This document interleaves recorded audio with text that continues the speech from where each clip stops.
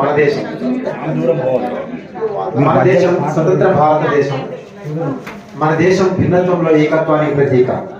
మన దేశం కాశ్మీరం నుండి కన్యాకుమారి వరకు విస్తరించిన సువిశాల సుందర దేశం. మన దేశం ప్రపంచ శాంతిని కాంక్షిస్తూ పంచశీల సూత్రాలను మంత్రంలా జపిస్తూ జగతి హితానికి మూలమైన స్నేహశీలి. మన దేశం హిమశిఖరాలు శుభ సౌరభాలకు గిరులు గలగల పారేటి నదీ జలాల సంగమాలు, ఆధ్యాత్మిక వర్ధిల్లే పుణ్యక్షేత్రాలు, ఎందరో మహనీయులు నడియాడిన పుణ్యస్థలి. మన దేశం సనాతన హైందవ ధర్మానికి పుట్టినిల్లు, వేదాలు ఉపనిషత్తులు వెలసిన వేదభూమి.